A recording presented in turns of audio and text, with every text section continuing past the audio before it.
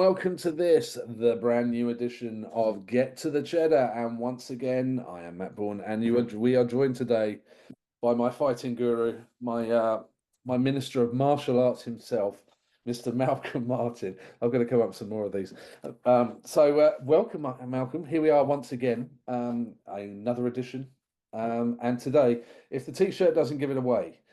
We did, and if you haven't watched the last episode, because you actually know what we're talking about, because we kind of mentioned it in the last episode. Today we are covering the 1989 film Rowdy Herrington's Roadhouse. If you had seen the last episode, it was a bit of a reach with Enter the Ninja. It strained our joy of movies, so we needed to get back to one that we both, even with the rose-tinted coloured glasses.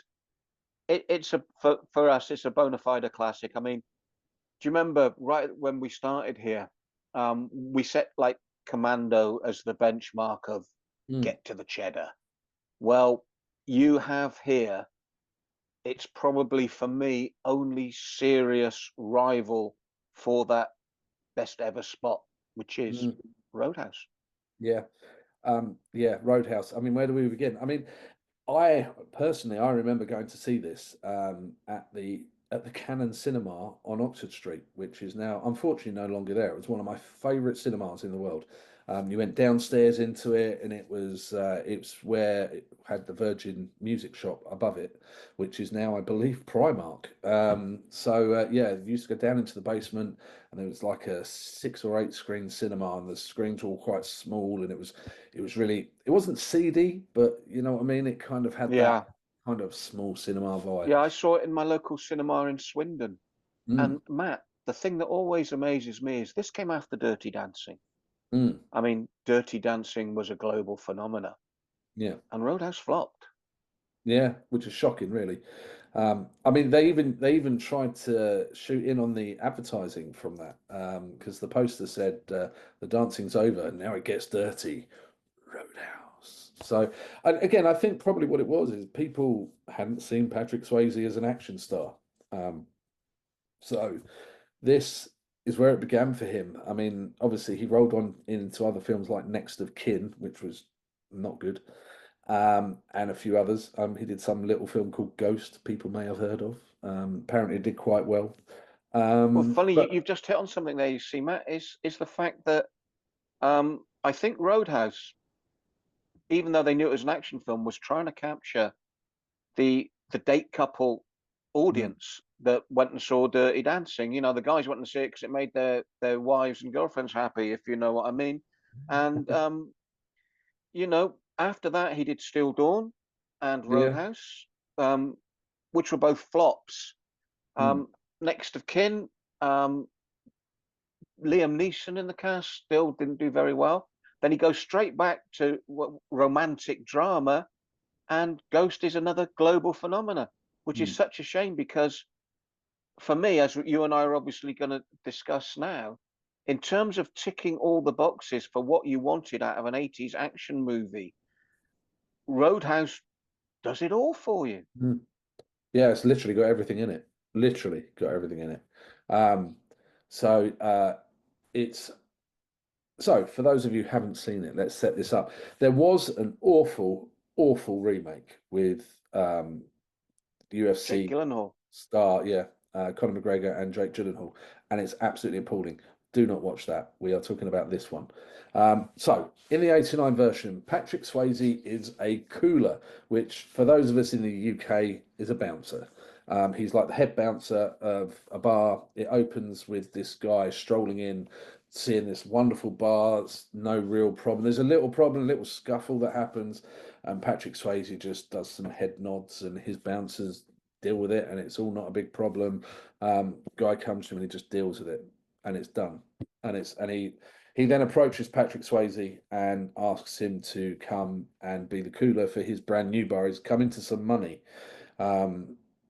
Actually, they have this conversation in the toilet because Pat Swayze gets a little bit of in the shoulder. He gets something in the shoulder. Absolutely, and the ribs come later. He gets something in the shoulder. So he's talking to him while he's in the toilet. He offers him more money, and basically agrees to it. And so he leaves this place that is running wonderfully, and he just goes, doesn't, do a month's notice or anything like that. He just leaves. And Jumps in. that's why they we see immediately the term the cooler, because if you remember, the guy knows who he is, wants to fight, and when Swayze just turns back on, he gets a knife out and he blindsides him on the shoulder. And Swayze says, "Right, you want it, out you get." So they get to the door, they get out. Swayze's still bleeding, but because he's outside, he just smiles at the guy and Walks walks back as if to say, "I've been stabbed. It doesn't matter. It's so cool. My job's done." It's this Zen thing that Swayze Yeah, carries throughout the movie. He's a philosophical bouncer. He's a Zen Buddhist killer, and this is the first sign we see of that. Is the fact that it doesn't matter that you've stabbed me. You're out in the open. You're where we want you to be. I don't need to prove myself. I'm not that insecure. Look at me, girls. yeah, I know what I'm about. And I've got to be honest. It's a pretty cool way to introduce his philosophy, Matt. yeah. Turns out later he's got a degree in it, so he doesn't really explain it, but he does. Anyway, so he's been employed to go to this small town where the bar, the only thing it's got going for it is the band. Literally, it's got chicken wire around everything. People are getting stabbed, doing drugs, having sex. It is the Moss Isley of taverns. It's But so it's it's not just the band, Matt. It's the yeah, Jeff Healey band. it is the Jeff Healey band, I which mean, is the one of them. blind guitarist Jeff Yeah, Healey, one of the all-time legendary greats. And this is another great thing about Roadhouse. It is yeehaw music. It is redneck music, but it's by Jeff Healey, it's Jeff and Healey. it just keeps the tone. When we mentioned, if you remember it in our previous one, we said how bad the Yeah, soundtrack for Enter the Ninja was. This is yeah, the way to wrap your music around your film's theme, is integrate your music into the actual film itself and have most of it come from the guy you're seeing on screen, Jeff Healey, which I think was amazing and just added to the sheer joy of watching this movie. yeah. It's an extra layer. It's almost like a character itself, the music. But Jeff Healey is used throughout the film. He's referred to as Cody. His character's name is Cody. He's not Jeff Healey. He looks convincingly like Jeff Healey and has a band that looks like Jeff Healey's band, but he's called Cody. Yes. Minor issue, minor issue. Anyway, so Mr. Or as Swayze we comes. know him, Mr. Exposition. Yeah, Mr. Exposition. That's correct. Yes, blind exposition. So Dalton, Mr. Swayze, comes in and observes the night's action, and it's clearly diabolical. And he's not happy, but he's still agreeing to do the job. So he comes in at the end of the night. He makes sweeping changes. He throws out a couple of the bouncers who are basically rubbish.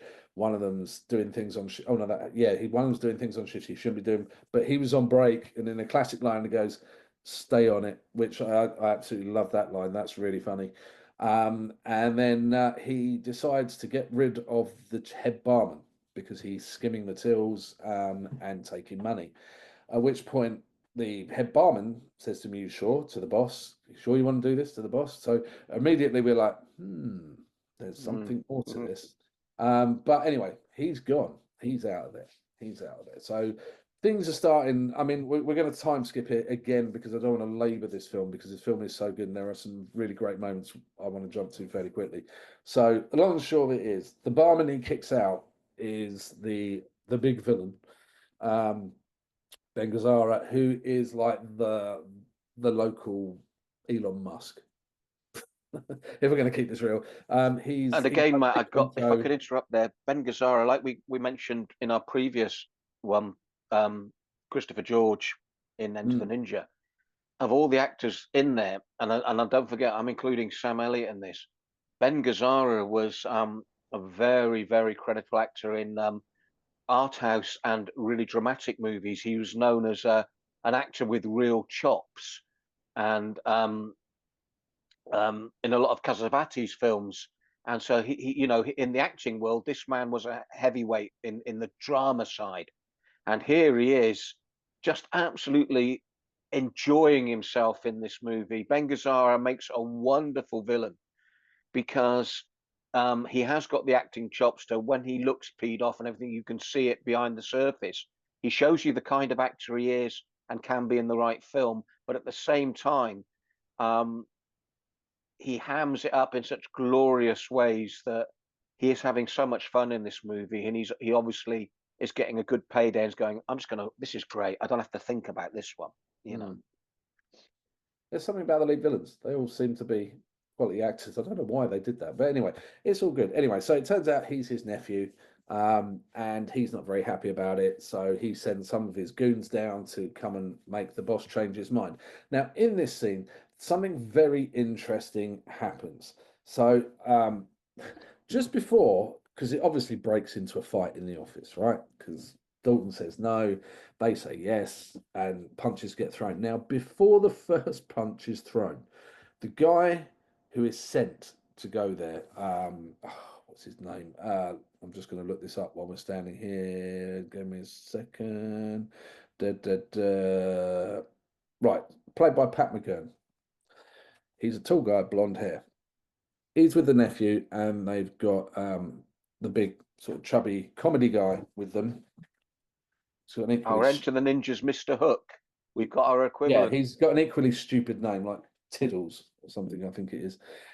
Anyway, the guy who's going in to do all the talking, just before the fight breaks out, he's bleeding from the nose. He hasn't even been hit yet, but there's blood coming out of his nose. So clearly, somebody in continuity forgot to do their job properly. Anyway, so fight breaks out. Dalton ends up rolling out the window, and it all gets sorted out. And you know, we carry on. So now Dalton has upset Ben Gazzara, who owns the town. He's fleecing the town for money, all the various shop owners and stuff.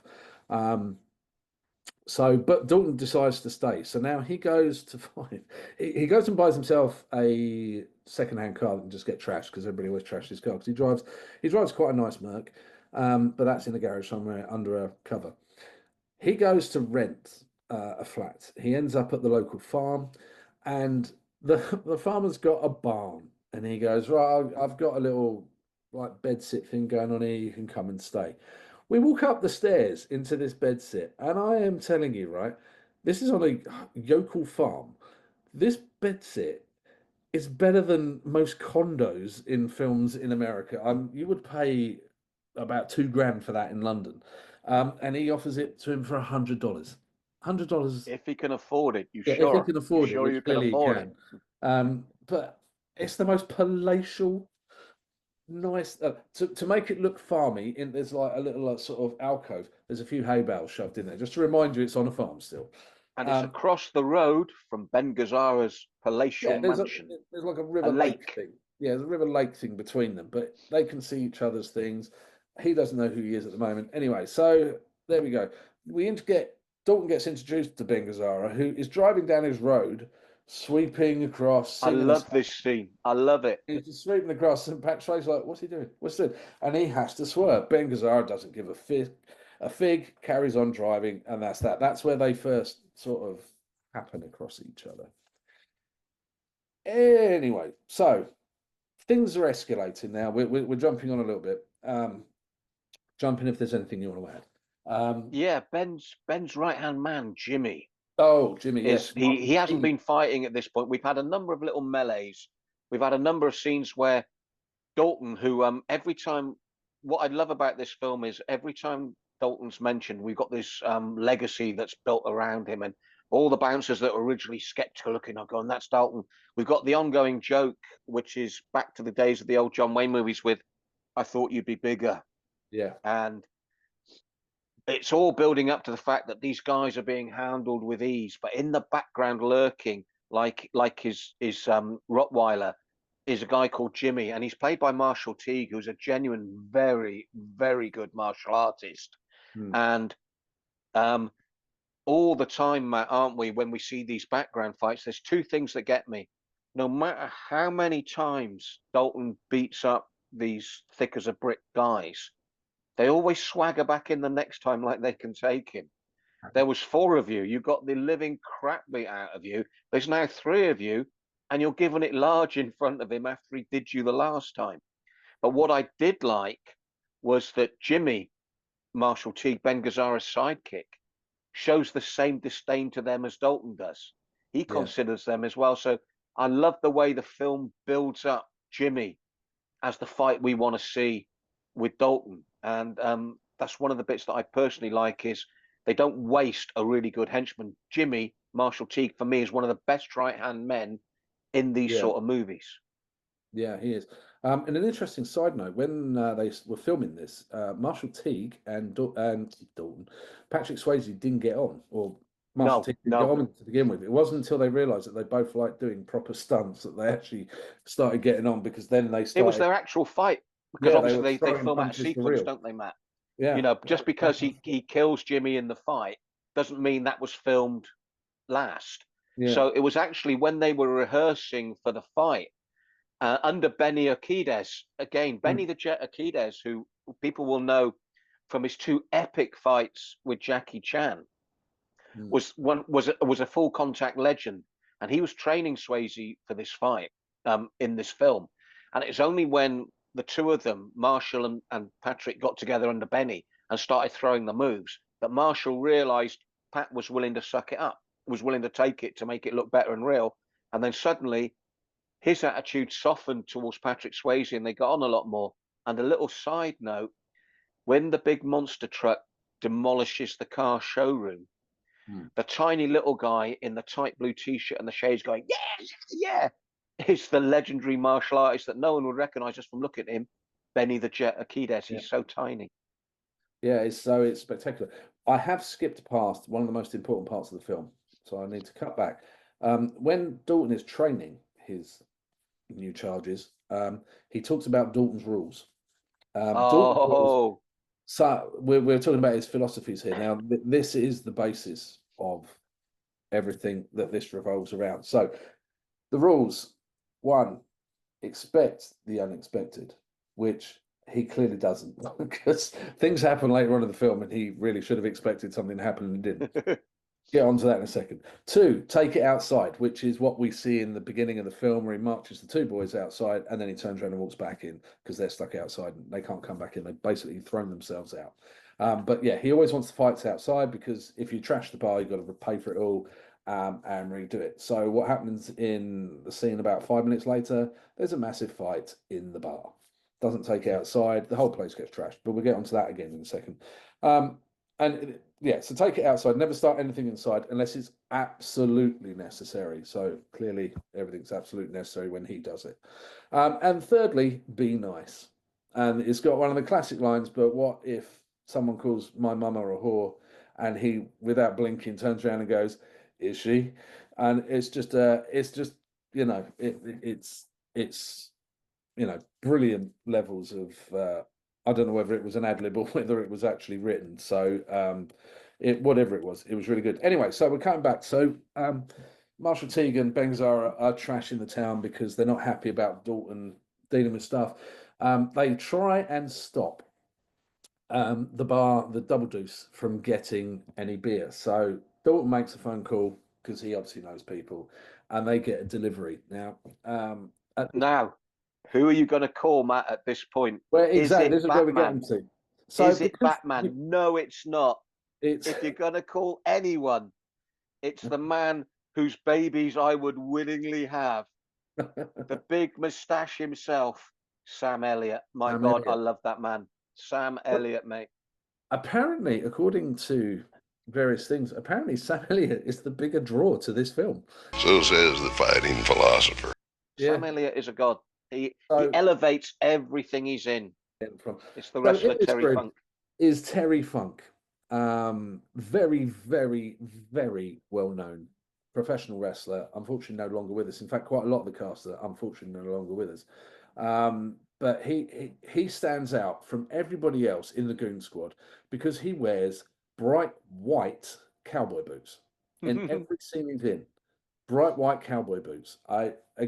That's very Terry Funk. Let's be honest. And probably the hardest man in the film Yeah, probably the only in person real life. other than Marshall Teague you wouldn't want to start a fight with. Yeah, he is that man is hardcore. But anyway, we digress. So So this is all going on now. We moved on. There's been several accidents. Red, who is owns the hardware store, which there is a very very funny scene in the road store. Sorry, the store hardware store. If you've never noticed this, so there's a. We talked about Dalton getting his own, getting a cheap car because it always gets trashed. Now his aerial gets ruined. So the reason he goes into Red's store, which we later find out his love interest, who is a doctor, that's her uncle, um, he goes into his store to buy a new aerial. Now, I don't know if you've noticed this, Malcolm, but when he goes to go and find the aerial, he's looking around his hardware stuff while the talking's going on. This arm appears and hands him the aerial. It's one of the crew handing him an aerial. It's just this mysterious arm just appears and gives him the aerial. It's one of those moments where the first time you catch it, it's a bit like the Stormtrooper thing in Star Wars. When you see a Stormtrooper bang his head on the door, you can never unsee it every time you watch it. So next time you watch this film, look out for this scene. It is so funny because it's just like, it's here. It's here. There you go. There you go. Look, I've got the aerial, and it's just it's very very sorry antennae as Americans would say. Yeah, the prop man handing it to him is just is very very funny, very very funny. Anyway, so moving on, we've had various dust ups. We go back to this big bar fight sequence in the Double Deuce, which basically Ben Gazzara turns up with all his mates, plus Marshall Teague, plus his girlfriend, who is a Barbie doll by any league of the imagination, but is in real life a very accomplished professional dancer, actress, writer, stunt woman. So there's this sequence where she goes up, he allows her to go and dance on the stage, and she effectively puts on a strip show for everybody and throws her dress at Dalton, at which point a fight starts. Now, during this sequence, there's two more gaffes. There's one point where, well, they both involve Jeff Healey. Jeff Healey is singing out of sequence to what's going on.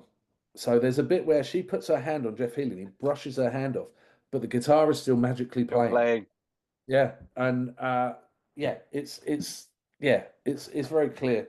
There's another bit where he's singing "Roll Baby Roll" where his mouth isn't moving. Again, continuity in this film isn't great, but that's if this is the only problem with this film, I don't really care.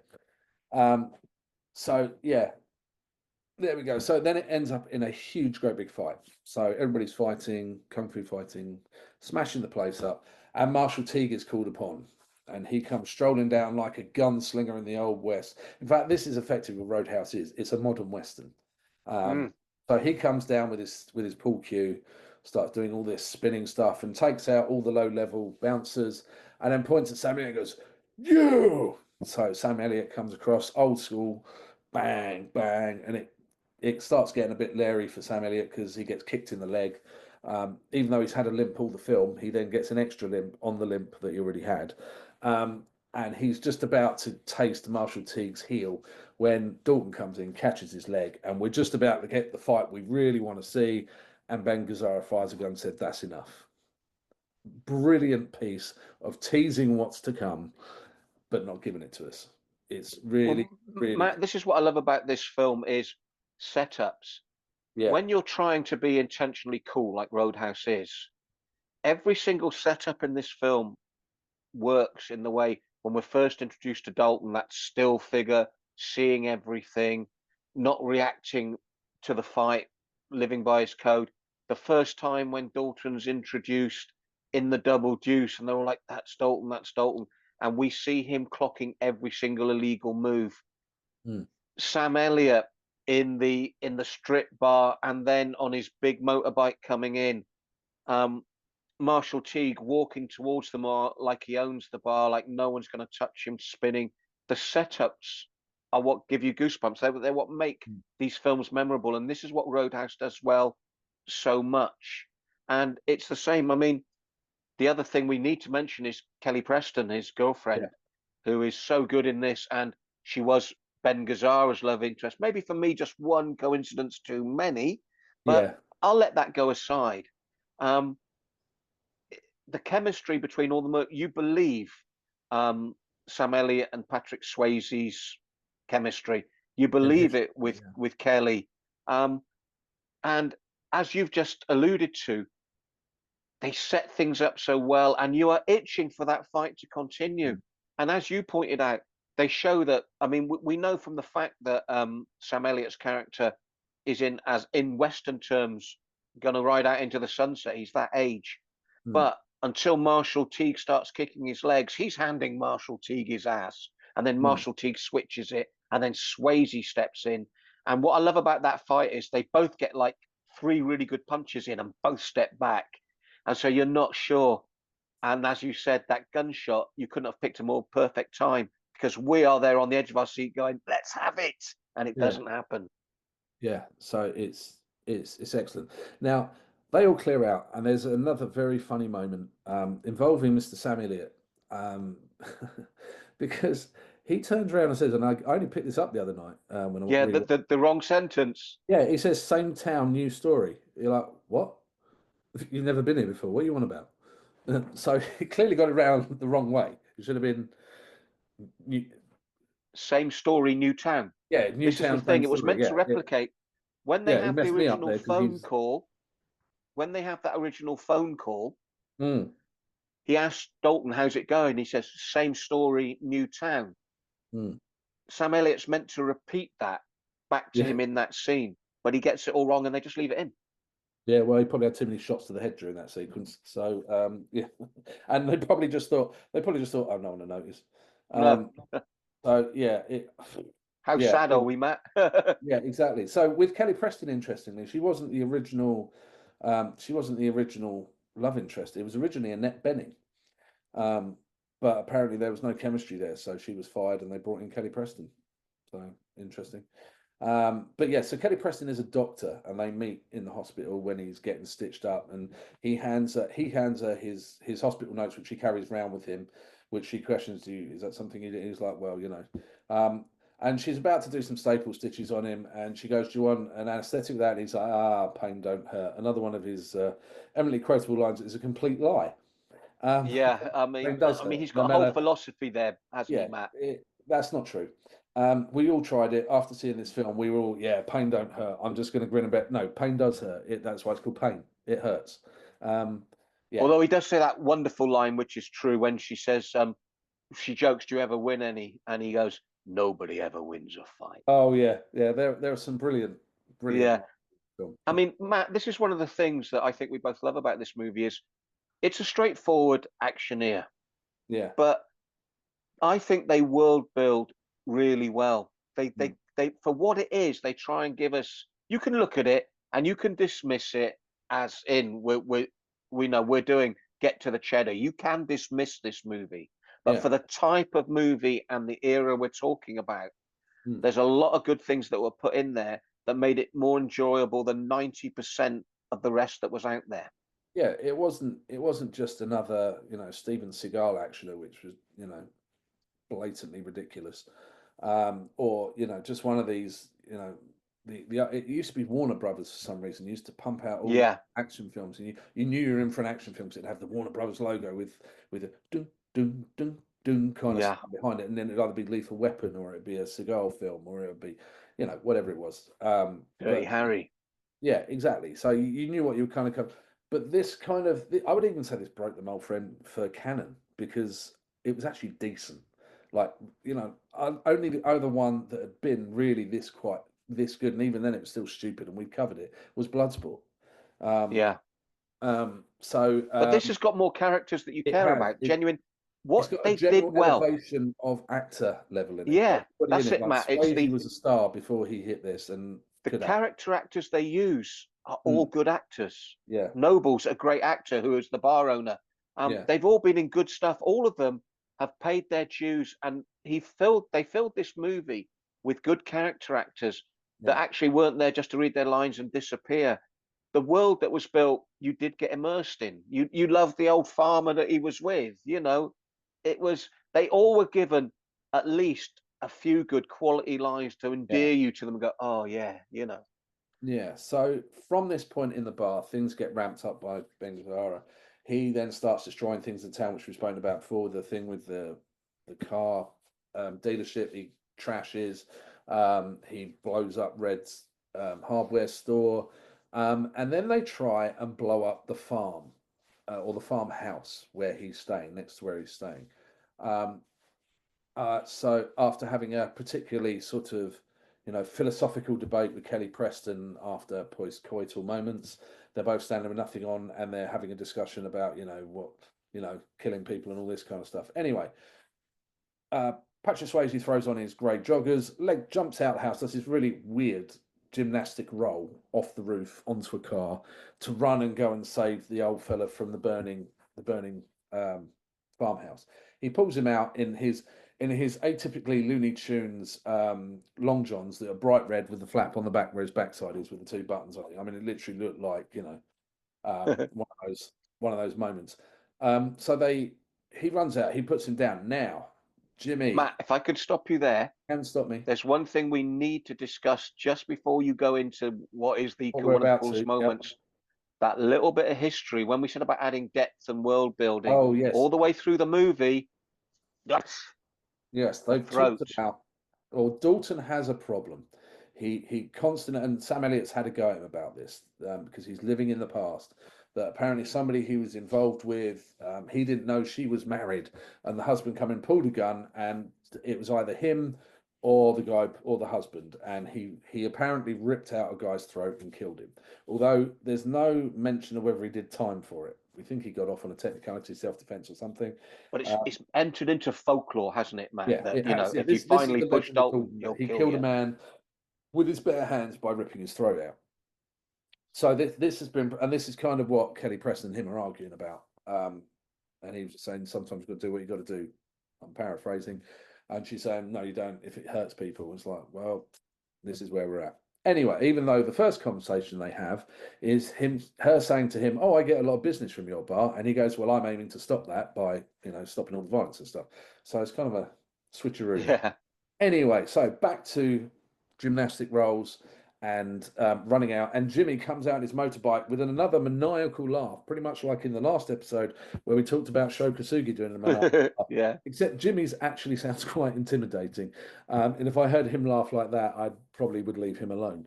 And it does for once fit Jimmy's character, I Yeah, feel. it does, yeah, because he's quite clearly unhinged. Yeah.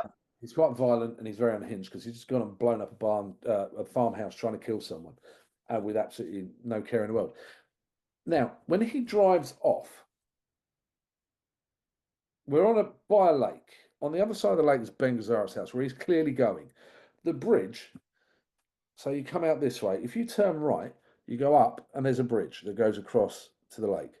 Jimmy turns left and drives down. I don't know where he's going, because it's not like Dalton doesn't know that he's from over the lake. Yeah. So it's a bit of a bizarre turn. It's a minor issue, but it also makes it look quite good because it gives Patrick Swayze a moment to do this rather athletic sprint and dive onto the bike, knocking Jimmy off the bike. We then get the fight we've been waiting for, which is accompanied by Michael Kamen's music. And although it's a brilliant fight sequence, and there's tree stumps swung into people, which actually broke Patrick Swayze's ribs because Marshall Teague didn't realise it wasn't a dummy prop. He actually hit him, and broke his rib, which is why you see Dalton clutching his side during the filming.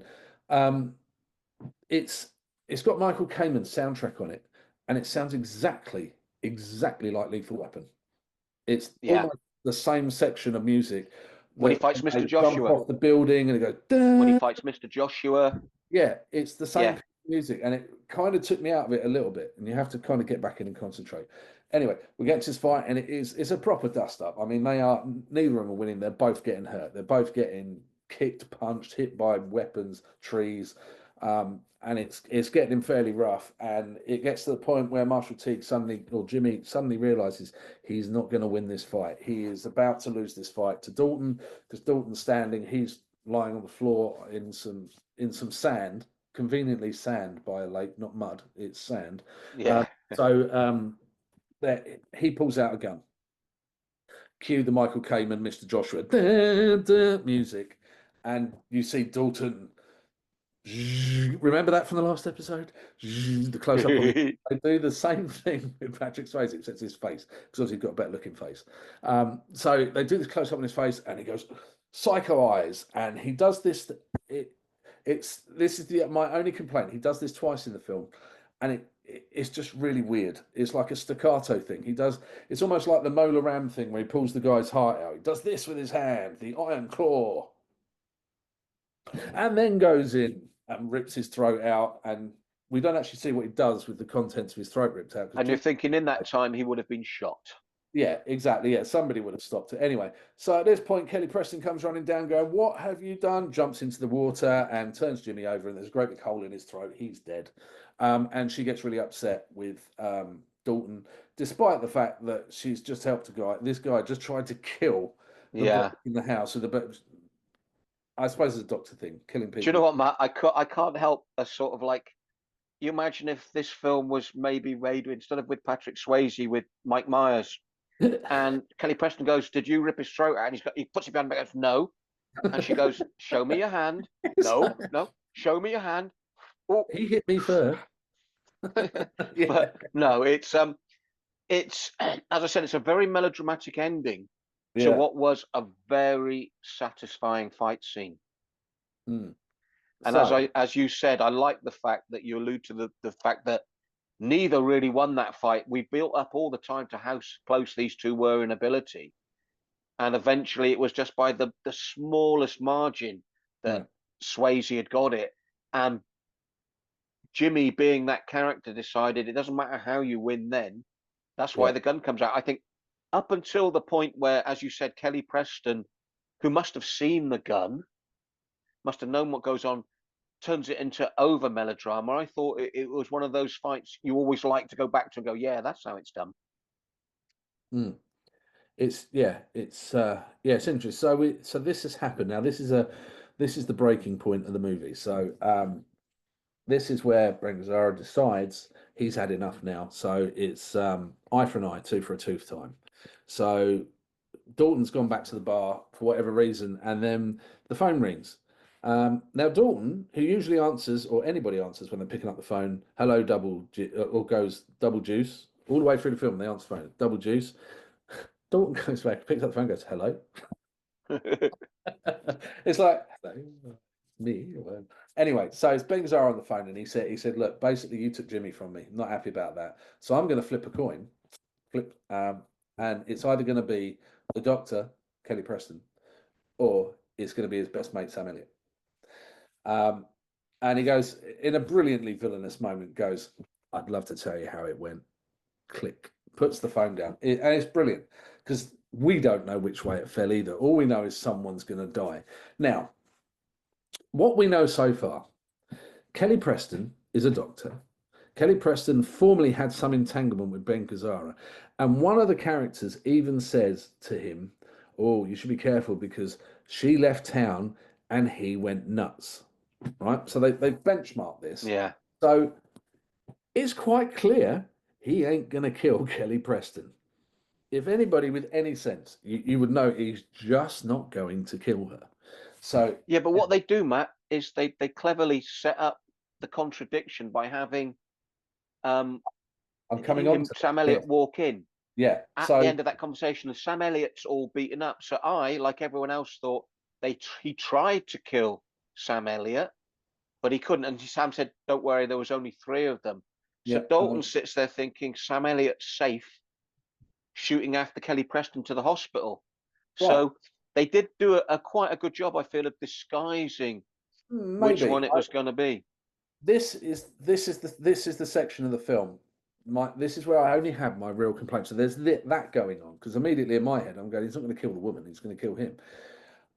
Anyway, then Dalton does the single most stupid thing he could have possibly have done throughout the entire movie, which makes me go, you are a moron.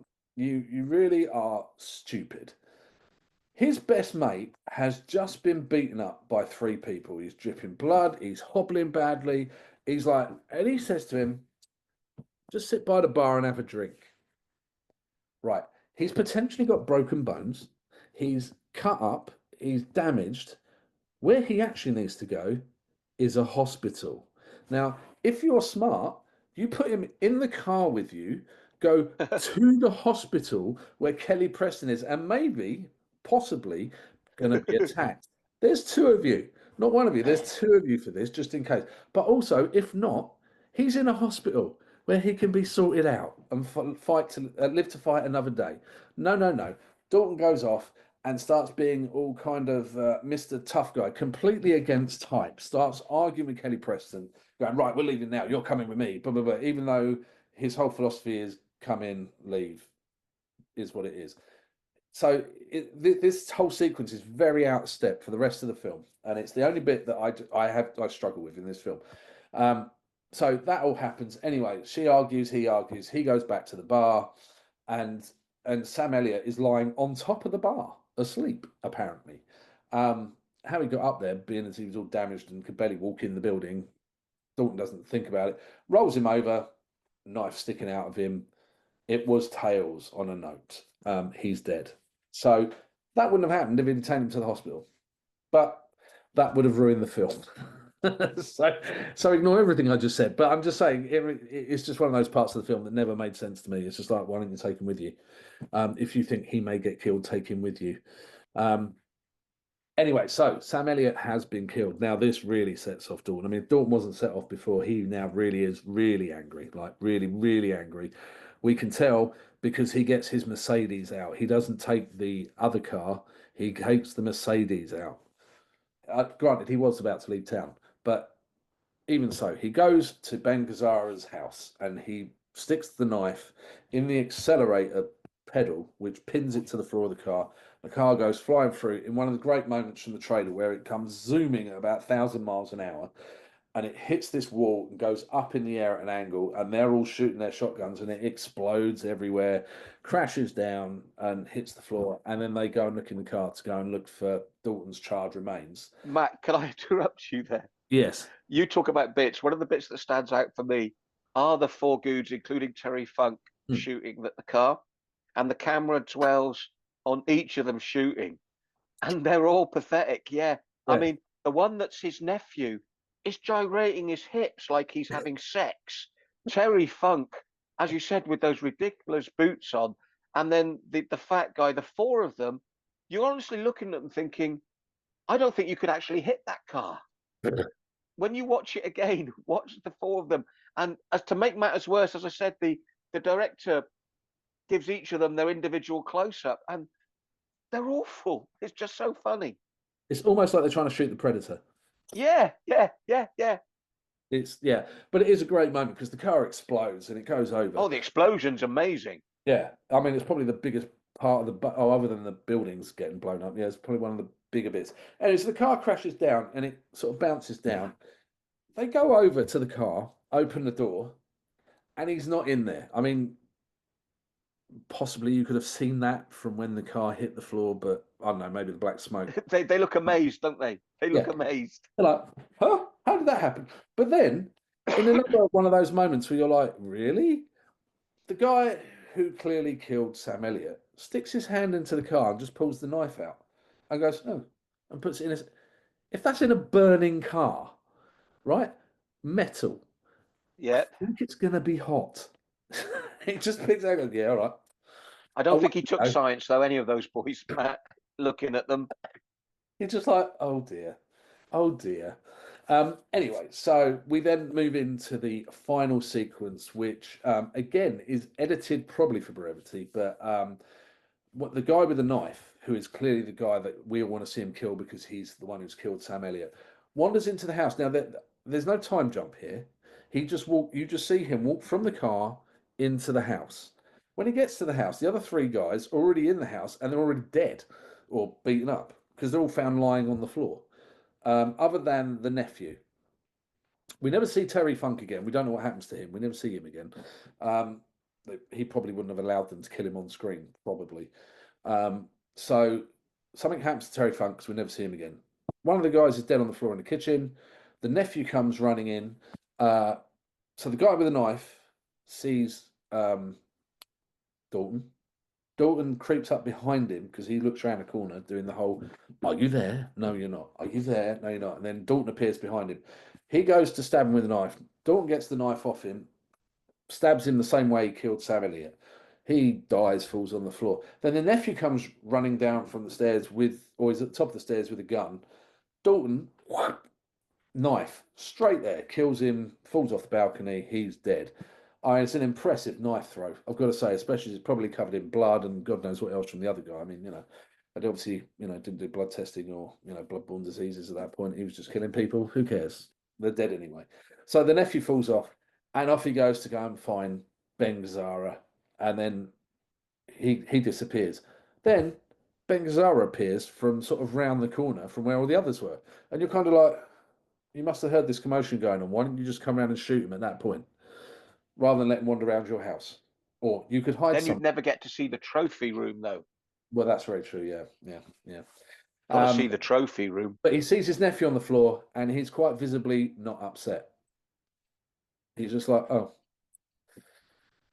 well. And especially after he went on about that's his sister's boy. Now he doesn't Only care. boy. Huh? Sister's only boy.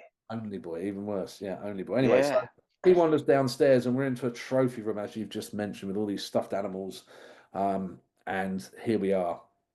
And Dalton is hiding somewhere because now we have Tinker, the funny guy, the Hook character from the Ninja is now Tinker, who comes down. He's wandering around and Dalton is hiding. And then all of a sudden, this polar bear starts falling. And Tinker just goes, falls down, and the thing falls on top of him, and he doesn't move for the next 20 minutes. He could have just sidestepped, and the thing would have missed him. But anyway, just saying, could have got out of the way, but he didn't. He's on the floor. So now Ben Gazzara turns up, and he's looking around going, uh-oh, Tinker's gone. I am in trouble now because Tinker, clearly useless, but obviously one I was going to protect myself, probably relying on. Yeah, he's hide behind him, which is quite big. Anyway, so you see this like small buffalo thing, and he's like, "Oh, Dalton's behind there because he can't be hiding anywhere else in the room." So he does the old jump round the corner, and Dalton's not there because he's crept round the other side of it while that's all going on, and appears behind, and a fight ensues between Ben Gazzara, which ends up with Ben Gazzara with his damaged leg from a spear. Dalton is shot in the rib. I mean, Ben Gazzara's given a better fight than Jimmy is at this point, and it's becoming quite tense. And you think, oh no, he's going to have to do the throat rip, and he does. He gets on top of Ben Gazzara, does the maniacal claw look, and pauses for dramatic effects. Are we cutting the scene? Are we cutting the scene? Are we cut? Oh, there she is. Kelly Preston comes running downstairs. No, to try and stop him from ripping somebody else's throat out, even though the guy's like just literally killed everybody that she loves and all this kind of stuff. Anyway, so he doesn't do it, and he's like, right, well, we got you banged to rights. The police are on the way, even though they've recently mentioned that he owns the police, so he will get off. However, Ben Gazzara doing the old villain thing of, yes, you didn't really get me, picks up the gun, is going to shoot him, and then from out of nowhere, Ben Gazzara is shot 3 times, which is by all the other shop owners who previously had their buildings all smashed up. Matt, if I could interrupt there, you talk about the moment that took you out of the film. This is the one right at the end that almost takes me out of it. And if I could have had anything rewritten in Roadhouse, it would be that final scene, because you said they turn up out of nowhere. They're all armed. They all take turns in shooting him to make sure it won't be a fatal shot, so they can all have a go. So he's still alive when the last one does it. And he goes through the table. Lovely. And he goes to the table, and the look on all their faces when they've done it, like, yeah. Kelly Preston, all her moral preaching beforehand, she looks at the 4 of them and she sort of goes like, yeah. Okay. Yeah. And like, hang on, Kelly, you've said all this all previously, and now you're looking at these old geezers going, yeah, well, okay, boys. There's the it really almost did take me out of it. Because, as you said, where did they turn up from?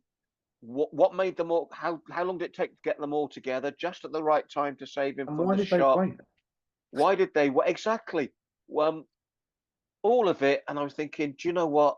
I'm not going to let this ruin what's been a great ride for me, but it almost did. And it's then redeemed because they all take the guns away quickly, and they all go, we saw nothing. And I can understand them saying that to a corrupt sheriff who won't want to really dig too deeply, because the more he digs, the more he'll be involved. And So that begins to redeem it for me. And then when he asks Tinker, I'm back in the movie. A polar bear fell on me. And I Yeah. thought, thanks, Well, Tinker, I'm back in the movie. he looks across the room and he sees the see no evil, hear no evil, Yes, no evil yes. monkeys. And you're just like, wow, that's a pretty good hunting that he killed 3 monkeys and was able to stuff them in these positions. I mean, that's quite Yeah. clever.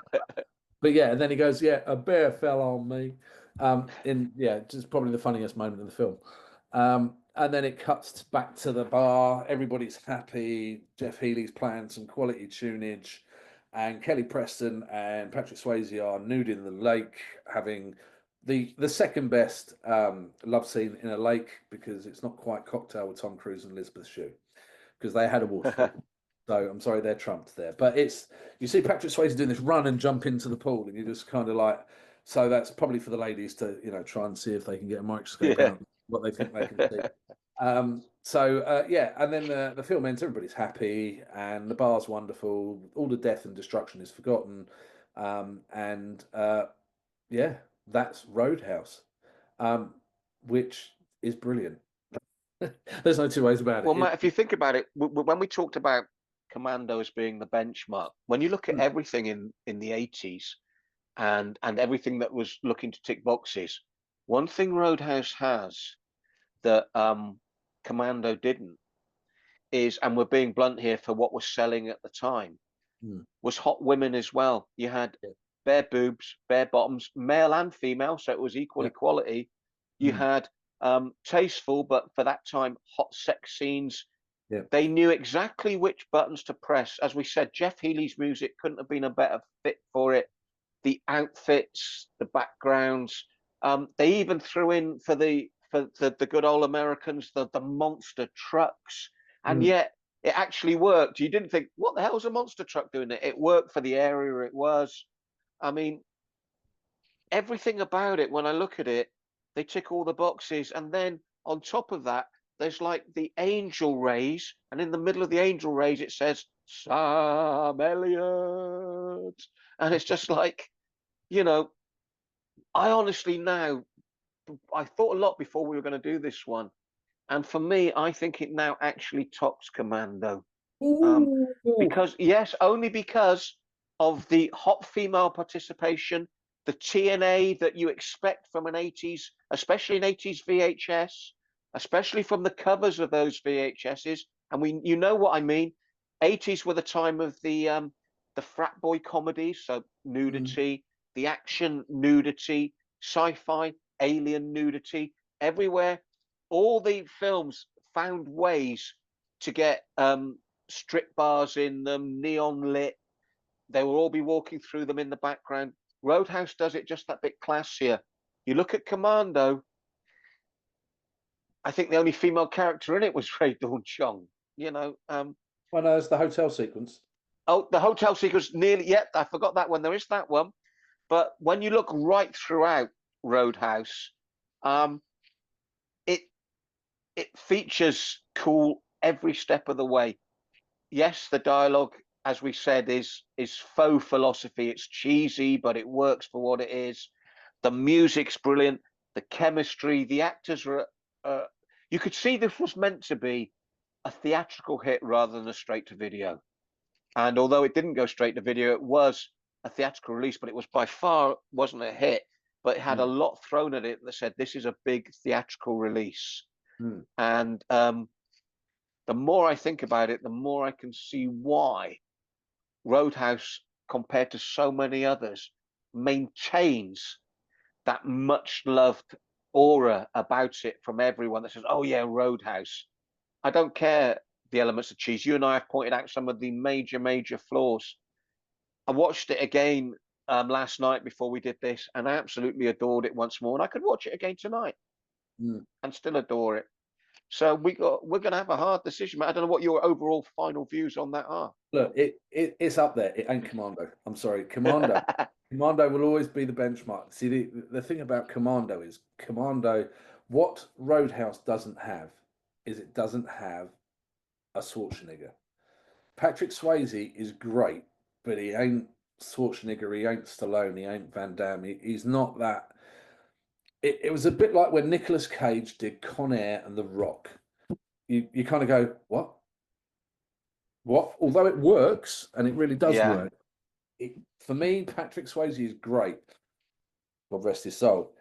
But it's not Commando. It's not Commando. I'm sorry. Commando is just that film. It's just that film. I think I've said this before. The only film that tops for me Commando, and there's only one film that could ever top Commando, and that is Die Hard, which is an absolute. It's a masterpiece as much as Jaws is a masterpiece of its genre. So it's up there, but it ain't Commando. It ain't. It's just below. It's probably about a half mark below Commando, but it ain't quite Commando. So it's probably about an 8 for me. I can't I'd remember. say, well, as I said, I think we both gave Commando 10, so I'm going back on myself a bit Well, maybe here. I'll give it a 9 then. I'll be So generous. yeah, I was thinking the same because what you reminded me of was the sheer presence of Arnie, and now I'm thinking back over Commando. It's the kill count again. It's the cheesy one-liners. Yeah, Oh, it's exactly. tough. So I'm going out of respect to Patrick, God rest his soul. I'm going 9.5. Oh, so we're sitting around 9.5. Just on his I'll tail. sort it out in the edit. But yeah, it's like the thinking man's Commando. There you go. That's and see, this was my problem with the remake that they did last year. Everything that was good about Roadhouse was stripped out of this remake. Literally everything that was good about it is taken out. It's literally just an excuse to shove Conor McGregor in a film who comes across so far coked up in the entire film. I'm not even sure if he remembers being there. And that the remake didn't work. There was even a sequel, Roadhouse 2, made in 2004, which again was a straight to video nonsense. I've only ever watched it once. I'm not even sure I got all the way through it. But basically, the only link to the original film is it's Dalton's son, who's also is terrible. Don't even bother. Yeah. It's right. It's got nobody of note in it. I did want to point out though that the girlfriend of Ben Gazzara's character, her name Denise, her real name is Julie Michaels because she is actually really good in it, despite she is portrayed as a bimbo in it. And there's a sequence where she's doing yoga or whatever, the Green Goddess video, or Jane Fonda as it would have been for the Americans, doing a thing, and she's doing all the stuff like this. Dalton walks in, she's got a black eye, and she literally goes like that. But the way she turns into the camera to show the black eye, not sort of dip away to not show the black eye. But so Julie Michaels, she was brilliant. They're all brilliant in it. Let's be honest. I mean, it's a great cast. It's a great film. It really is good. It's not quite Commando, but it is really, really good. So it's at least a 9. At least a 9. So there we go. So boss, what's next? What's next? Well, see, we got to. I should do the flip a coin thing and say I'll tell you. I'd love to tell you and just end it right there. I should probably do that. That would probably be quite funny, except I haven't got a coin. Well, we've come down to 2 choices now. One of them we think will be very, very good. Well, we don't think, we know it's going to be very, very good, and will probably be talked in the same way as this film is. And then the other one we were thinking of probably won't be, despite having quite a good cast in it, I might add. So, do we go left or do we go right? Well, I think personally, because I think we should really, we're going to go with RoboCop next. Whoa, RoboCop. I think we need to maintain this standard. So, RoboCop. Thank you for your cooperation. Good night. Which isn't actually a canon film. Oh, well, it is. It's MGM, isn't it? So, yeah, it was, yeah, it is. It is from that era. But it's... And again, when you said about Die Hard, what we do here with Get to the Cheddar is look at maybe really the cheesy, but we still love it. Whereas, as you mentioned, Die Hard isn't cheesy.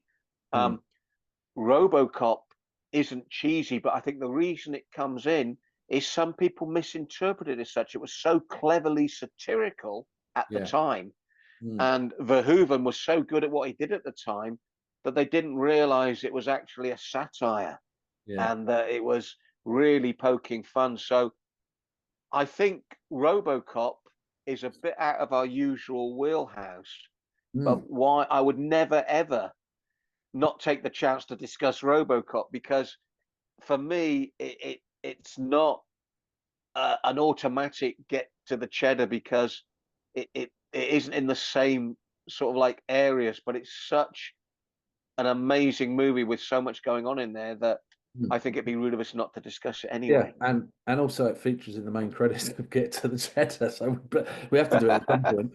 But yeah, so and there is one other thing actually I wanted to mention about Patrick Swayze, which I forgot to mention. So he did Ghost directly after the other films that you mentioned, Still Dawn, and that have been filmed round about the same time as Roadhouse. But after Roadhouse, he did Ghost. Now the reason he said he did Ghost was because he was so beaten up after this film that he needed to do something with a little bit less energy in it. And because of that, he turned down the character of Gabriel Cash in Tango and Cash, a film that we will definitely cover. And he also turned down. I'm glad he did. Huh? I'm glad he did. I can't see him working as well. Really? Well, it would have been interesting him against Stallone. And he also turned down Mike Harrigan in Predator 2, which was the Danny Glover one. But that was just a bad film.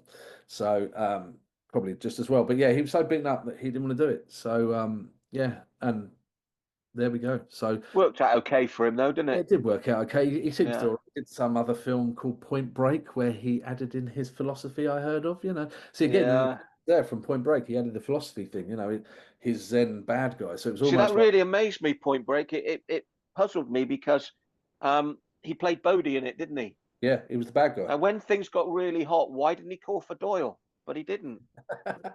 I mean, they're the professionals, man. Yeah, that's poor. Yeah, don't ever say that again. So RoboCop.